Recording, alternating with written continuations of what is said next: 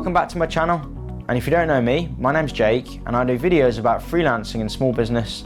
Today we're going to be talking about freelancing tips specifically for ambiverts. A brief summary of an ambivert is somebody who is somewhere between an extrovert and an introvert.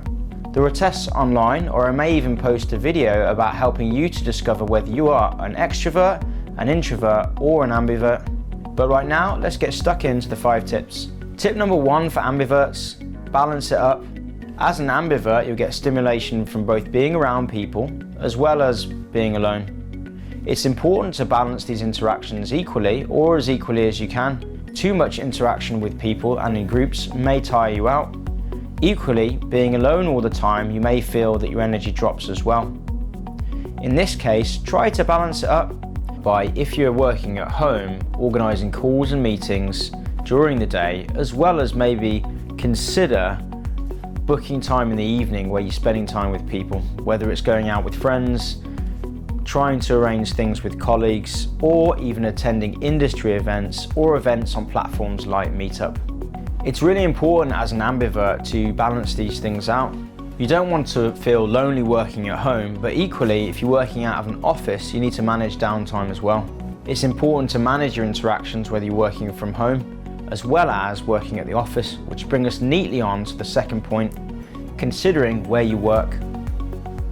As an ambivert, it's quite important to ensure that you've got equal amounts of interaction.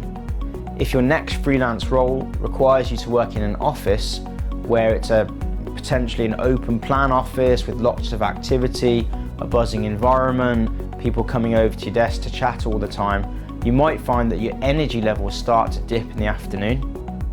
What you can do to balance this up is you can potentially schedule in time for desk-based work, or even book out a meeting room where you go into a separate area and continue your own work and thus balance your energy levels. If you're working in a different environment, let's say you're working in co-working space, equally you can have some space that's working in the open office, and you can also book meeting rooms or potentially go into a quiet space for times where your energy levels are dipping. That leads us quite neatly onto the next point. Tip number 3, taking breaks. Taking breaks is really important whether you're an extrovert, an introvert or an ambivert. Particularly though, if you're working in a quiet environment, you can take a break by doing something potentially a bit more active or sociable.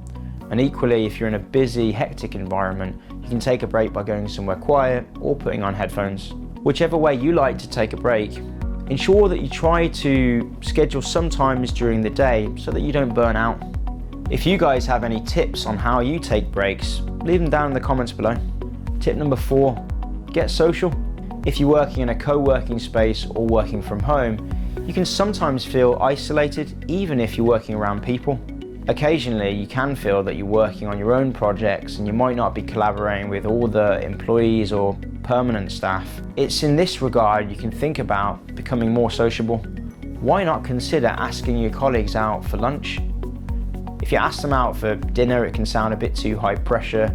It's a bit too, well, it doesn't really fit very well, but asking someone out for lunch is quite sociable. People don't always have plans. Consider it. Tip number 5, balancing your day. Regardless of where you're working, whether you're working from home, in a co-working space, abroad on a beach, or in an office-based environment, it's important to think about balancing your day. What I found as an ambivert is planning and balancing my day when I equally have sociable time versus desk-based work. That works really well. So I may have desk-based work in the morning, where I'm doing Excel and computer-based work. And then in the afternoons I may have calls and meetings scheduled. By balancing my day, I balance my energy levels. I found that if I do too many meetings, have 6 or 7 hours of meetings in one day, I feel very drained.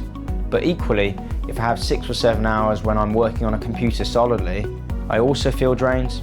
By balancing my day, I find I have better days and better weeks. So you could consider that. If you've got any tips on how you balance your day as a freelancer, feel free to put it in the comments below.